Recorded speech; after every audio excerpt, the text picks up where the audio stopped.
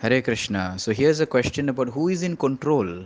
Oftentimes we hear that we, the Jivatma, the spirit soul, dwelling within this body, is not a controller, and that we are controlled by the material modes of nature, the mode of goodness, the mode of passion, and the mode of ignorance.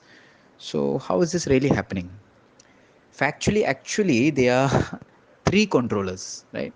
Sometimes the Jiva is called a controller because the spirit soul is the one who creates his own destiny, fate, karma.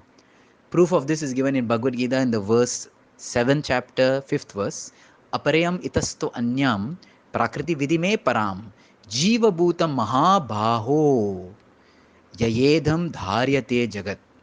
Okay, so it is the jiva which is conquering over or ruling over the material world, exploiting this material world. So, in that sense, the jiva is a controller. And then we see another verse, third chapter of Bhagavad Gita, 27th verse. Prakrite kriyamanani gunai karmani sarvasa. It is the modes which are doing everything. Ahankara vimudatma kartaham iti manyate. But the spirit soul is foolishly thinking that he is the controller. This sounds contradictory. Third chapter says that it is the material modes which are acting and that we are just fools to think that we are controllers. Actually, we have nothing. We are not in control. But didn't we see the verse just now in the 7th chapter saying that the jiva is controlling prakriti? So how is this? It looks like one section, one place Krishna is saying the material nature is the controller and that we are fools to think that actually we are just acting under the sway of material nature. When there is mode of goodness, we feel goodness. When there's a mode of passion, we become passionate. Mode of ignorance, we become overwhelmed. So we are like a blank slate which is being colored by different dyes, and according to which we are acting so helplessly. But then again, now in the 7th chapter, he's saying that no, the Jiva is the one who's exploiting material nature. Jiva is superior to matter. Okay, fine. Let's see another verse. 18 chapter, 61st verse. Ishvara sarva bhutanam hriddeshe arjuna tishyati. The Lord is the master of all living beings, sitting in the heart of all living beings. Brahmayan sarva bhutani yantra rudhani mayaya. And he is Brahmayan. He is the one who's orchestrating, coordinating, guiding, right? Planning and controlling. Jantra rudhani maya. Just like a person sitting on a machine. Jantra, moving the machine. So the Lord is the controller. My Lord, after hearing three verses from Bhagavad Gita, they all seem to point to three different controllers. So the understanding is that yes, all three are controllers in their own respects. The Supreme Lord is the ultimate controller, right? But the immediate controller is the Jiva, and the remote controller is the Prakriti. So, how we'll understand this?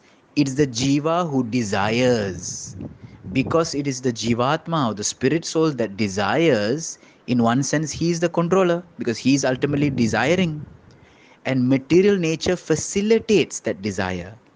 So, material nature facilitating the desire of the jiva to enjoy or to do this, to do that, because material nature is facilitating, Prakriti is facilitating, Prakriti is also a controller. Ultimately, the Supreme Lord is the sanctioner. He is sanctioning the activities, allowing, like the Shruti mantras say, not even a blade of grass can move without the action, without the sanction of the Lord. So, because the Lord is sanctioning the desire of the jiva and the facilitation of Prakriti, that's why it happens. So, in that sense, He is a controller, right? So, in all respects, they are controllers in their own realms, in their own areas. So, of course, we know the supreme control is God, obviously, but the jiva is also has a onus to his own actions for desiring so and such. And Prakriti is said to be the controller, like this original question is asking, because it is the material nature which influences the jiva. The jiva has become now attached or misidentify himself with this body, forgetting that is a spirit soul, pure, having nothing to do with this material environment. But because of misidentification, we start thinking ourselves to be this body, and therefore we are overwhelmed with the modes of material natures, goodness, passion, ignorance, and its permutation and combinations. When we see death, we become overwhelmed and sad. When we see something good, bad, we become overwhelmed with dualities, hot, cold, good, bad. This is all created by the spell of Maya or the spell of Prakriti, right? So this is how the material nature overwhelms the jiva. Although Krishna says in Bhagavad Gita that jiva is superior to material nature and supposed to control and exploit material nature. But because of our misidentification, we have taken an inferior position and we have become under the sway of Maya.